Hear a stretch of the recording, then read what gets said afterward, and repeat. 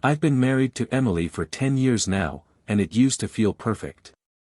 We met when we were both working in marketing, me, climbing the corporate ladder, and her, just starting out as a nail tech. That's how we bonded in the first place. She was always super driven, moving up to manage her own studio eventually.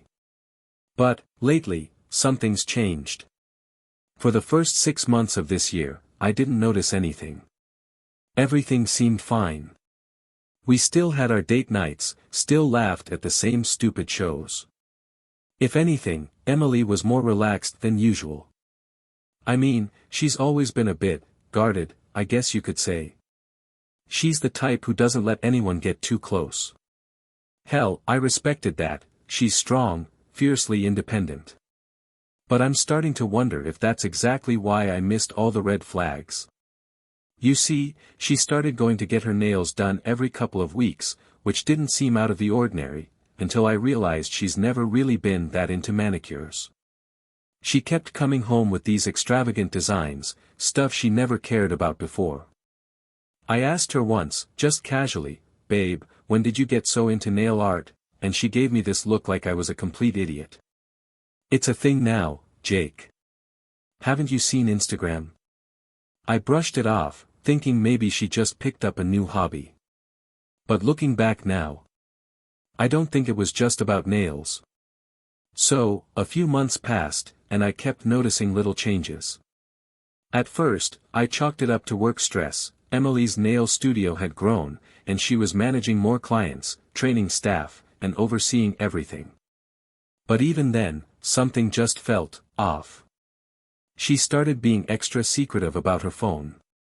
Normally, we'd leave our phones lying around, no big deal, but now she would always have hers face down or tucked away in her bag. The weirdest part? She started dressing up a lot more for these nail appointments. I mean, who puts on full makeup and a low-cut blouse just to get their nails done? When I joked about it, she'd laugh it off and say, "It's a confidence thing, Jake. You wouldn't get it." At this point, I'm starting to feel like I'm losing my mind. It wasn't just her clothes or the makeup, it was the way she talked about these appointments. She'd come home glowing, more excited than I'd seen her in months. At first, I thought maybe the spa atmosphere was helping her unwind, but now, I don't know. I tried asking her about it once, just casually. "Who's your manicurist? You seem to really like them." She smiled, but there was something about that smile. It didn't reach her eyes. "Oh, just this new girl. She's really talented." And just like that, she changed the subject. In my gut, I knew something wasn't right. But I wasn't ready to face it yet. Not then. A couple of weeks later, things escalated. It wasn't just the nail appointments anymore. Emily's whole schedule started getting flexible. She'd tell me she was at the studio late, or out with friends, but her stories didn't always add up. I'd ask simple questions, like, "How was work today?" and she'd get vague. Real short with her answers, like she didn't want to give too much detail. I kept telling myself I was overthinking it. We've been together for years, right? We've built this life. But the more I tried to shake the feeling, the more it clung to me. Then, there was this one night that really messed with my head.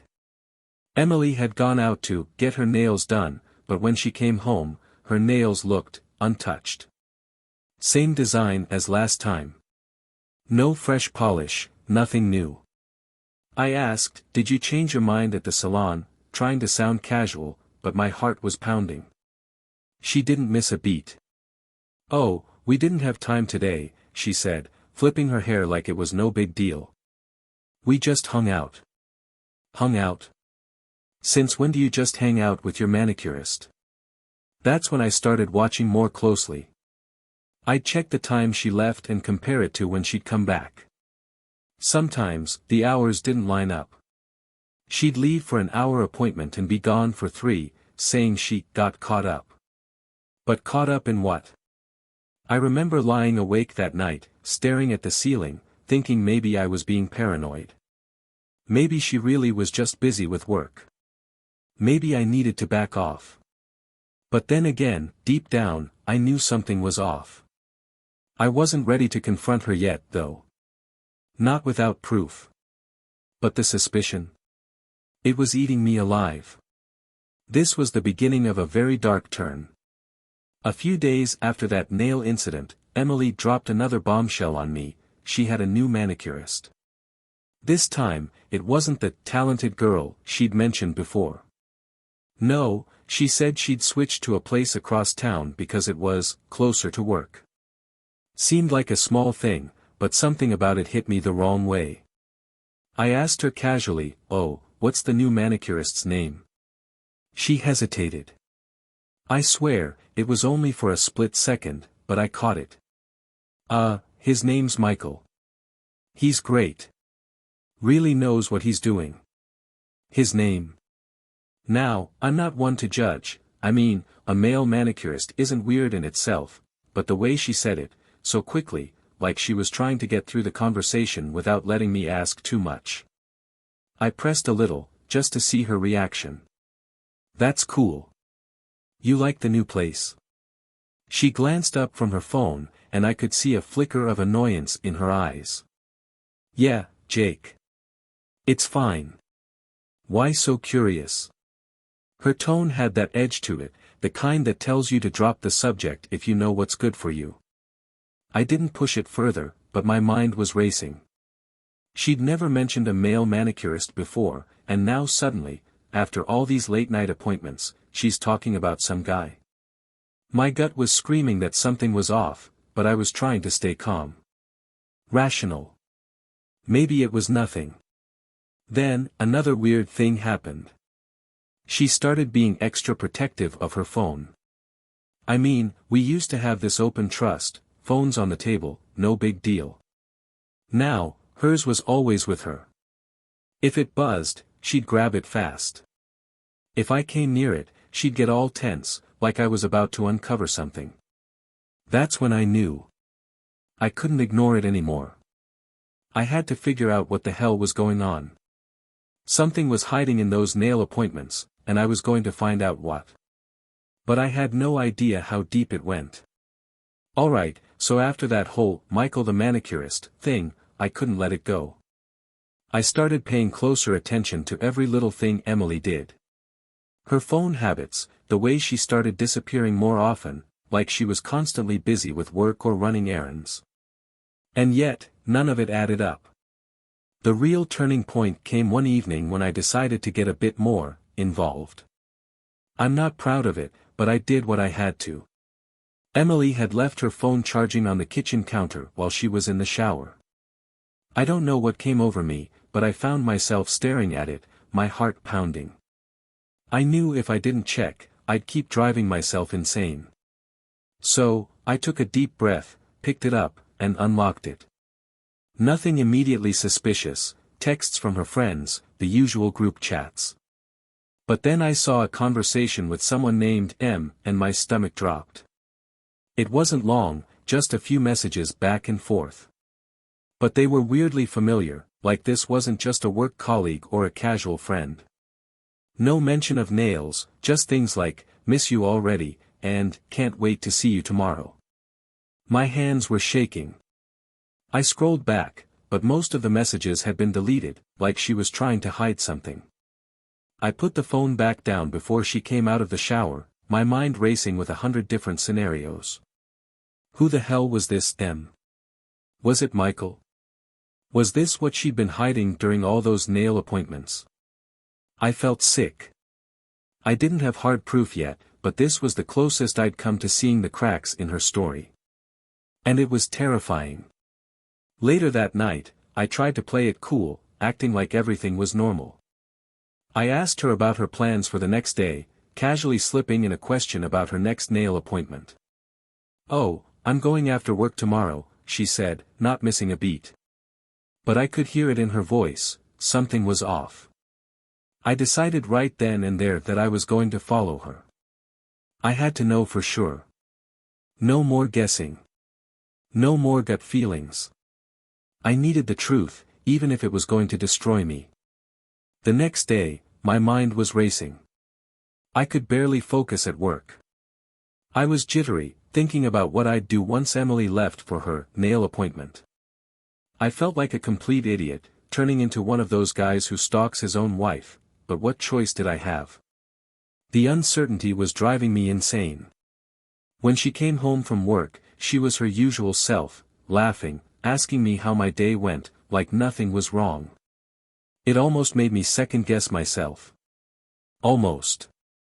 She freshened up, put on a nicer outfit than usual for a simple manicure, and then kissed me on the cheek, saying she'd be back in a couple of hours. As soon as she pulled out of the driveway, I grabbed my keys and followed her, keeping a safe distance.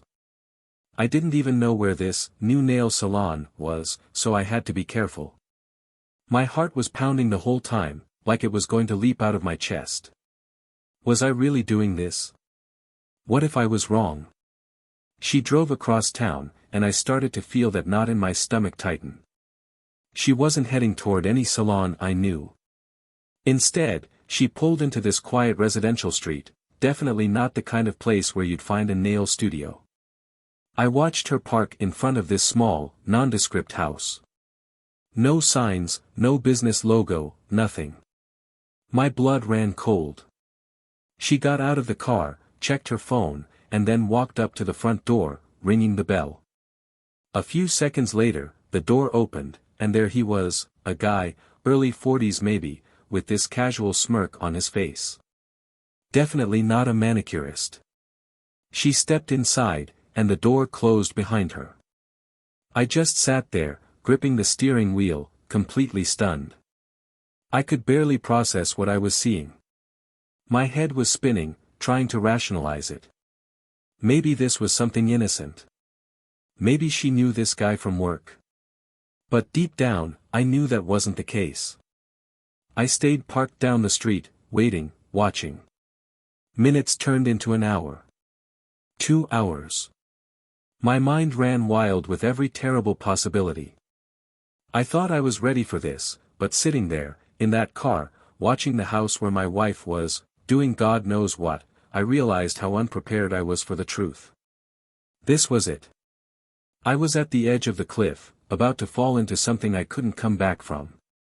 And I still didn't know the full story. Not yet. But I was close. I sat there in my car, staring at the front door of that house, my heart pounding so hard I thought I might throw up. 2 hours had passed.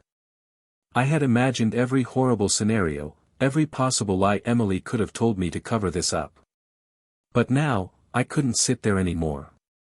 I had to know. I needed to see it with my own eyes. I got out of the car and walked toward the house, my steps slow and shaky. I felt like I was moving in slow motion, my brain screaming at me to stop, to turn around, but I was already too far gone. There was no turning back. I reached the door and hesitated. I don't know what I expected, maybe I thought I'd hear them or see something through a window, but it was just silent. Too silent. That silence was deafening. Finally, I knocked. My whole body was tense, my fists clenched. There was a brief pause, then footsteps from inside. The door creaked open, and there she was, Emily. My wife. Looking like a deer caught in headlights. Her hair was slightly tousled, her makeup a little smudged. And behind her, standing in the hallway, was him. The so-called manicurist, Michael, staring at me with that same casual smirk I'd seen earlier. "What the hell is going on, Emily?" My voice came out low, barely holding back the fury rising in my chest. She didn't say anything for a moment. Just stood there, frozen. Then she looked at me with this weird, almost calm expression and said, "Jake. I can explain." I felt the room spin. Explain? Explain what? That for the past 6 months, every time she went to get her nails done, she was actually coming here, meeting him.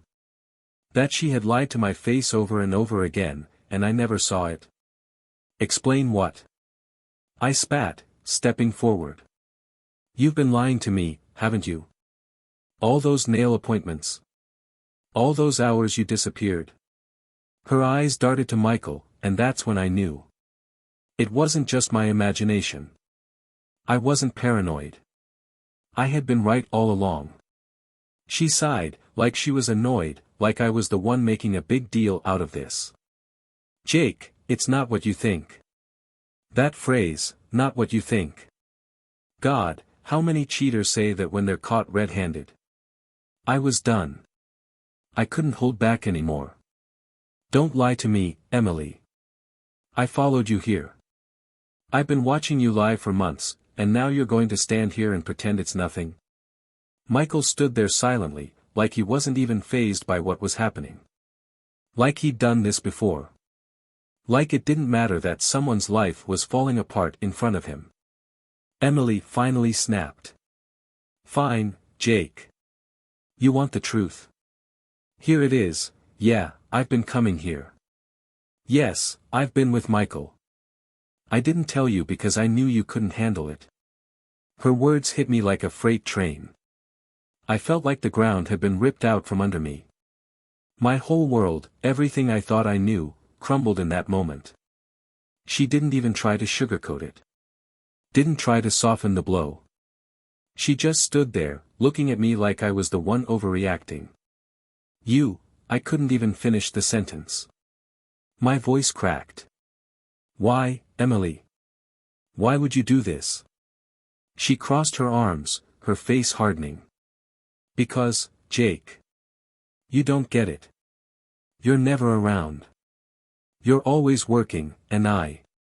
Don't you dare blame this on me, I growled, cutting her off. I trusted you. I loved you. And this is how you repay me.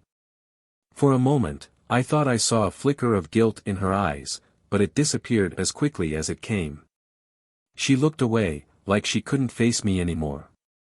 I stood there, shaking, my world spinning out of control. Everything I had built, everything I had believed in, gone. All because of this. Because of her. And in that moment, I knew. There was no coming back from this. No apology, no explanation could ever fix what she had done. After that confrontation outside Michael's house, I didn't know what to do. My head was spinning, and my heart felt like it had been ripped out. I thought about calling her out more, making a scene, but something in me told me to walk away. So, I just turned around and left, not saying another word. I didn't know where I was going, just that I needed space. I drove aimlessly for hours, my mind trying to process what I had just learned. How could Emily do this to me? And with some random guy she barely knew? But despite all of that, something didn't sit right. She'd admitted to seeing him, sure, but there was a coldness in the way she said it that almost felt rehearsed. Like she wasn't even sorry. Like this wasn't the full story. I finally headed home, exhausted. Maybe she'd be there, maybe she wouldn't. Honestly, I wasn't sure what I wanted. My hands were shaking as I pulled into the driveway. The house looked the same as always, quiet, peaceful, like nothing was wrong. But I knew better. I knew what was lurking underneath. I walked inside, half expecting to find her sitting in the living room waiting for me, ready to give me another half-baked excuse. But it was silent. Too silent. The lights were off, and there was no sign of her. For a second, I thought maybe she'd left. Packed her things and run off to avoid dealing with the fallout. But then I noticed something, her purse, sitting on the kitchen counter. She was still here. I moved through the house slowly, my heart pounding. The closer I got to the bedroom, the more I felt that gnawing feeling in my gut. I was bracing for something, though I didn't know what yet. Then, as I reached the hallway, I heard it, faint voices. Coming from the bathroom.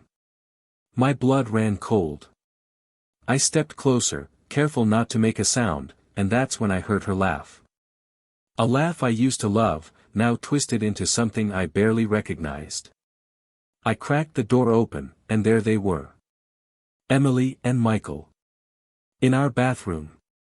Both half naked, standing in front of the mirror like they had no care in the world. She was wrapped in a towel, leaning into him, and he was brushing his hand along her bare shoulder, whispering something in her ear that made her smile. The rage that built inside me in that moment was like nothing I'd ever felt before. It was one thing to catch them at some random guy's house, but here. In my home. In our bathroom. I stood frozen for what felt like an eternity, my breath catching in my throat. I wanted to burst through that door, scream, demand answers. But something stopped me. I didn't want to give them the satisfaction of knowing how much they had hurt me.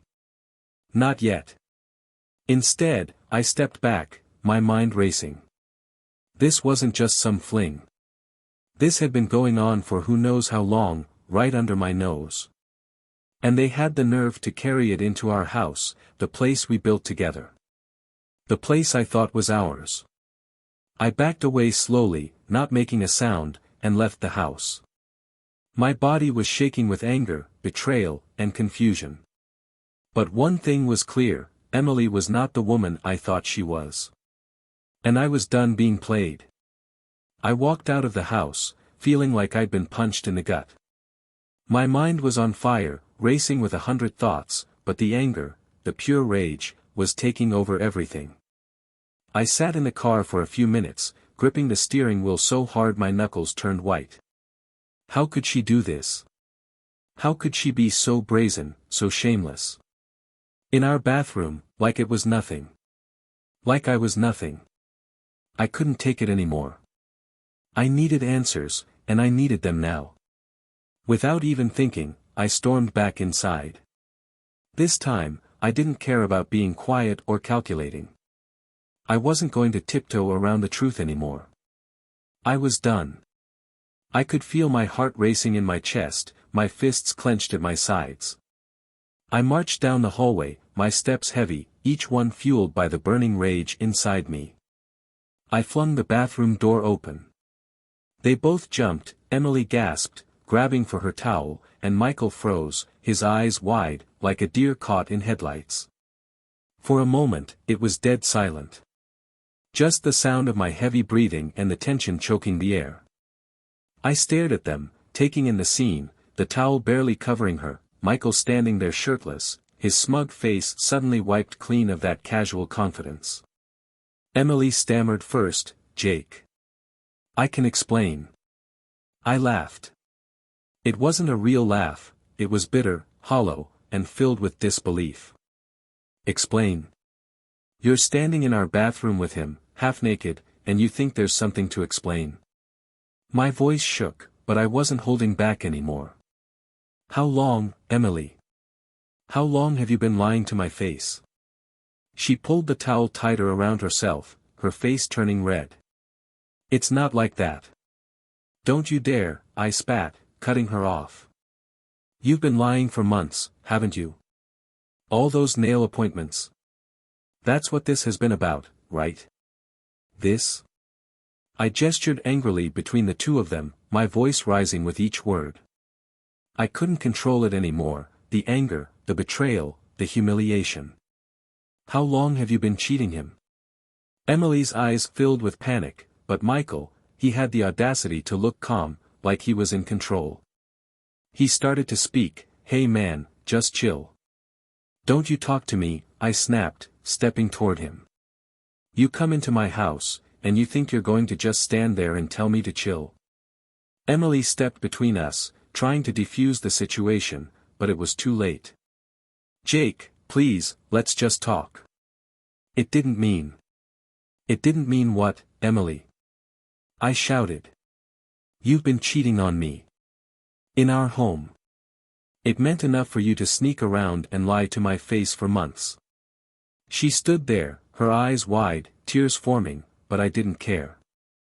I wasn't going to fall for the crying, for the excuses. I'd heard enough. "Do you know what you've done?" I said, my voice quieter now but shaking with emotion. "Do you even care?" Michael tried to cut in again, "Jake, man." "No," I pointed at him, my voice low and menacing. "You don't get to speak. You get out. Now." For a moment, he didn't move, as if he thought he could reason with me. But when he saw the look on my face, he seemed to realize there was no reasoning. He gathered his clothes, glancing at Emily like he was waiting for her to say something. She didn't. He left, walking out of our home, out of my life. But the damage had already been done. When the door clicked shut behind him, Emily looked at me, tears streaming down her face. "Jake, I'm so sorry. I never meant for it to go this far." I felt like I was in a daze, the anger still surging through me but now mixed with something else, something heavier.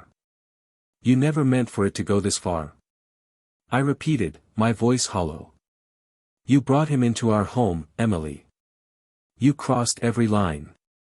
What did you think would happen? Did you think I'd never find out?"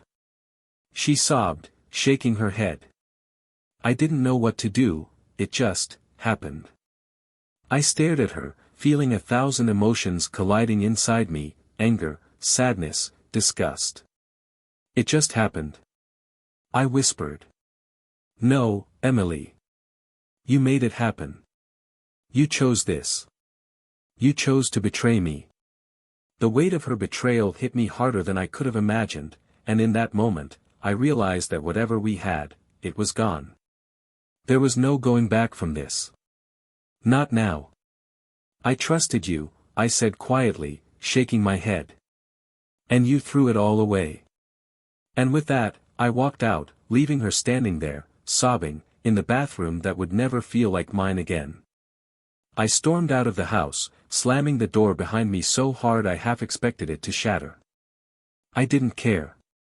I needed to get away, to breathe, to escape from the nightmare I'd just walked into.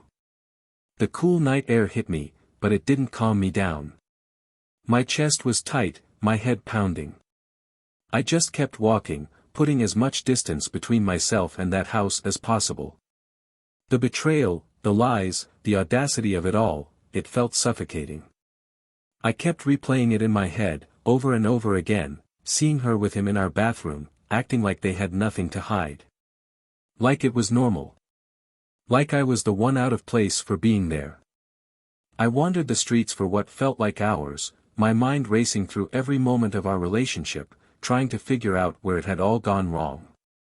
How did we get to this point? How did the woman I loved, the woman I trusted with my life, become a stranger? Was I really that blind? Eventually, I found myself at a nearby park. It was late, dark, and completely empty, which was exactly what I needed. I sat down on a bench, staring up at the sky, my thoughts swirling in a storm of anger and disbelief. How was I supposed to move forward from this? How do you pick up the pieces when the person you trusted most in the world has shattered everything? I reached for my phone, instinctively thinking about texting a friend or calling someone for advice, but then I stopped. Who could I even talk to about this? Who would understand what it felt like to walk into your own bathroom and see your wife, with another man? It was humiliating. Embarrassing. I didn't even know where to start. My phone buzzed in my hand, and when I glanced down, there was a text from Emily. I almost didn't open it, but part of me needed to see what she had to say, even though I knew it would probably make me angrier. "Emily, Jake, please, come home. We need to talk. I'm so sorry. I never wanted to hurt you." Sorry. Now she was sorry. After months of lying, of sneaking around, of cheating in our house. It was too late for sorry. I tossed the phone onto the bench beside me, leaning forward and burying my face in my hands.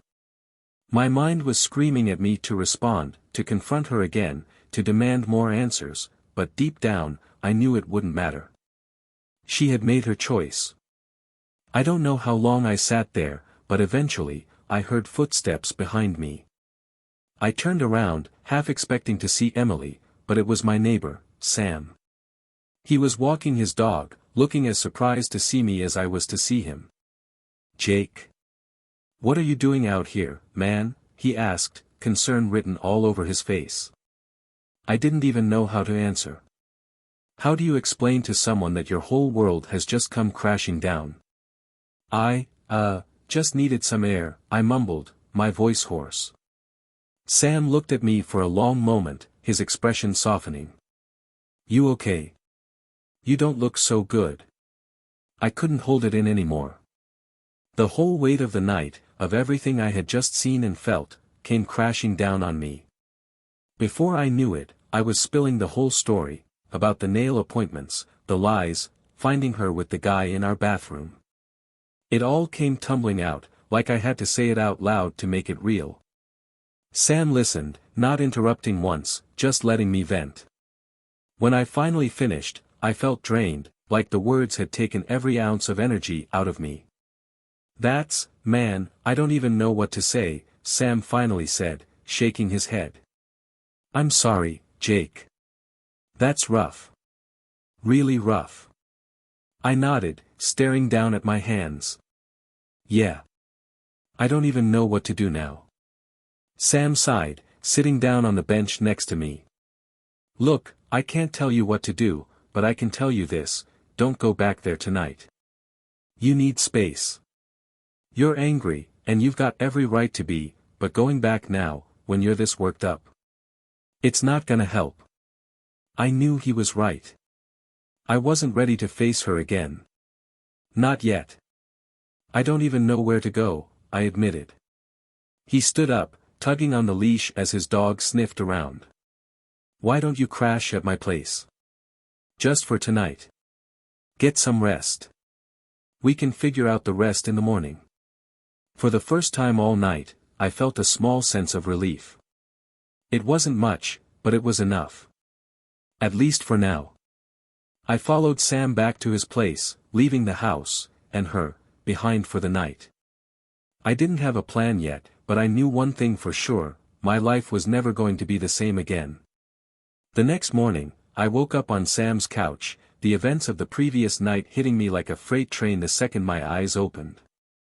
For a moment, I had that weird feeling, like when you wake up from a nightmare and try to convince yourself it wasn't real. But it was. Everything about it was real. I lay there, staring at the ceiling, trying to figure out what the hell I was supposed to do next. The anger I felt last night had cooled a little, but the weight of betrayal was still suffocating. Emily was probably at home, either waiting for me or trying to figure out what her next move was. The thought of her in our house, acting like everything was somehow fixable, made my stomach churn. Sam walked into the living room, his dog padding along beside him. "Morning, man. How you feeling?" I sat up, rubbing my face. "Like good." He nodded, sitting down in the armchair across from me. "Figured. Look, I don't know what you're planning to do today, but I'm here if you need anything. Seriously. Whatever you need." I appreciated the support, but the truth was, I didn't even know what I needed. A part of me wanted to go back to the house, confront Emily again, make her explain everything. But another part of me knew that no explanation would make this better. She'd already admitted it. What was left to say? "I don't know, man," I muttered. "I don't even know where to start. Do I go back? Do I leave her? I didn't think it would get to this." Sam leaned forward, resting his elbows on his knees. "Look, Jake, I know it's hard to think clearly right now, but you need to figure out what's best for you. She cheated. She betrayed you, and that's not something you just fix with a conversation. You gotta think about what you want your life to look like going forward. Is this something you can ever come back from?" His words hit me hard. Could I come back from this? Could I even look at Emily the same way after what she'd done? The idea of forgiving her seemed impossible. Even if she begged for it, even if she promised to change, how could I ever trust her again? "I don't think I can," I admitted, my voice low. "I don't think I can forgive her." Sam nodded, like he'd been expecting that. "Then you've got your answer. It's gonna hurt, man, but you gotta protect yourself. You deserve better than someone who's gonna do that to you." He was right. Deep down, I knew he was right. I had spent the last few months doubting myself, wondering if I was overreacting, if I was reading too much into things. But last night proved it. Emily had been lying to me for months. I wasn't paranoid. I was just blind to who she really was. I need to go back, I said quietly, more to myself than to Sam. I need to get my things. Sam gave me a sympathetic look. You want me to come with you? I shook my head. No, I think I need to do this on my own. An hour later, I found myself driving back toward the house. The closer I got, the more my stomach twisted into knots. I wasn't sure what I'd find when I walked through the door. Would she be waiting for me, trying to explain again? Would she still have that smug, defensive attitude from the night before? Or would she just act like it never happened? When I pulled into the driveway, the house looked just as it always had. But it didn't feel like home anymore. It felt tainted. Like something was permanently broken inside those walls, and no amount of fixing could ever make it right again.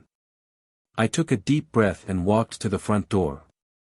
My hand hesitated on the doorknob for a second, but I pushed through the hesitation and opened it. The house was quiet. Eerily quiet. I stepped inside, and there she was, sitting on the couch, her eyes red and puffy, like she'd been crying all night. She looked up when she saw me, her face crumpling into that same expression of regret. Jake. I held up a hand, stopping her. Don't. Just, don't. She stood up, taking a step toward me. Please, let me explain. I don't need an explanation, Emily. You already said everything last night. There's nothing more to say. My voice was calm, but inside I was seething. I wasn't here to argue. I wasn't here to listen to more excuses. I made a mistake, she said, her voice breaking. I know I hurt you, but we can work through this. We can.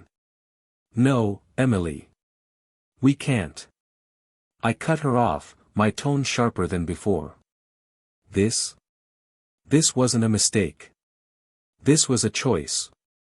A choice you made, over and over again. You didn't just hurt me. You destroyed us. She broke down, tears streaming down her face, but I couldn't let myself care. I couldn't let her tears manipulate me into thinking this was salvageable.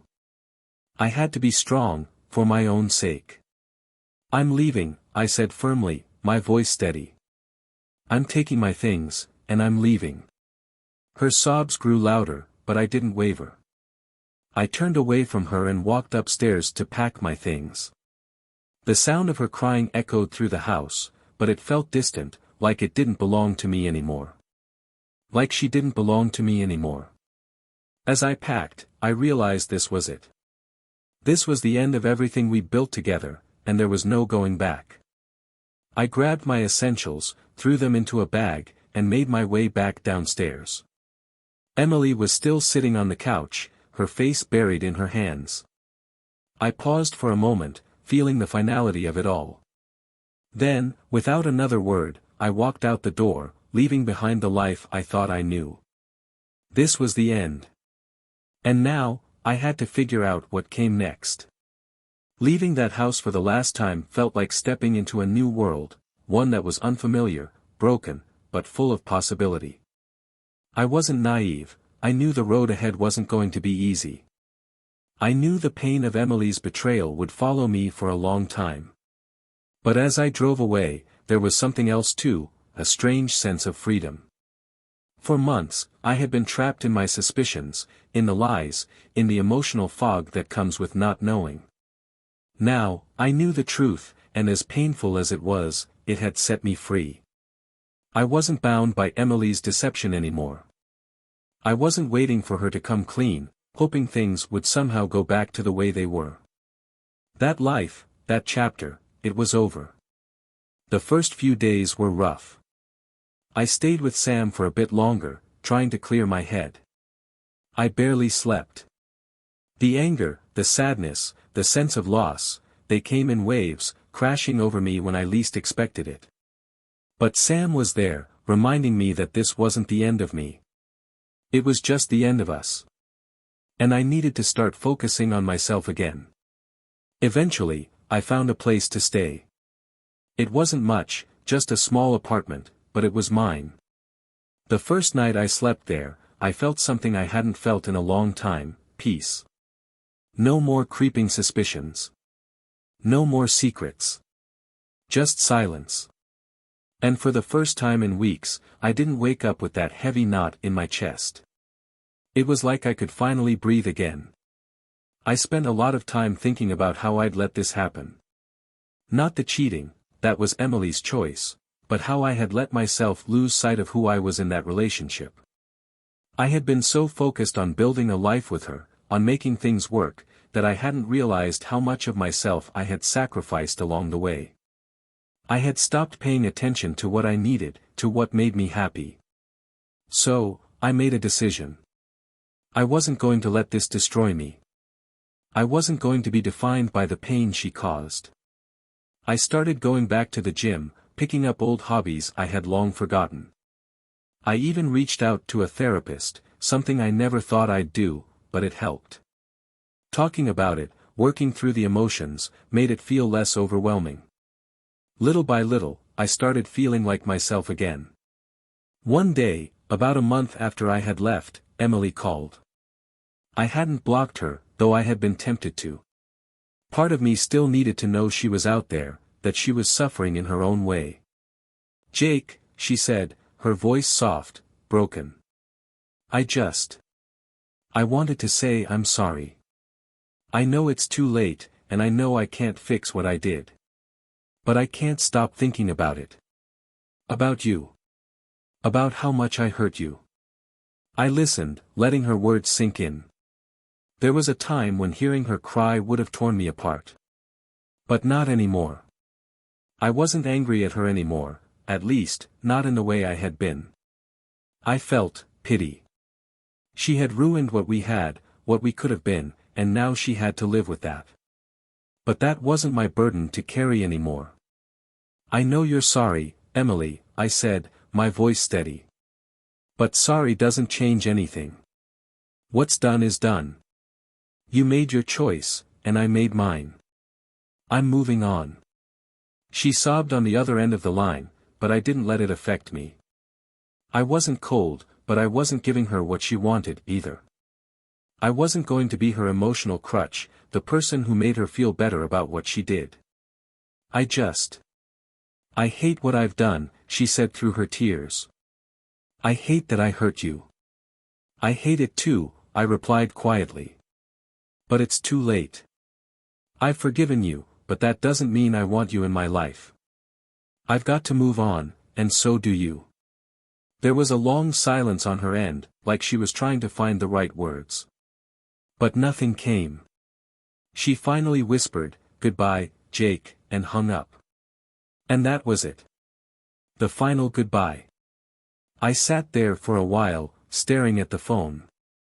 It didn't hurt as much as I thought it would. Instead, I felt lighter, like a weight had been lifted. She was still suffering, and maybe she always would, but that wasn't my responsibility anymore. I wasn't the person to fix her broken pieces. I had my own life to rebuild. And that's what I did. Day by day, step by step, I focused on myself, on healing. The scars from what happened were still there, but they were healing too. I wasn't the same person I was before all of this, but maybe that was okay. Maybe I was stronger now, more aware of what I needed and what I deserved. In the end, it wasn't about Emily anymore. It was about me. About finding peace after the storm, about realizing that I could still be whole, even after everything had fallen apart. And I was going to be okay. I knew that now.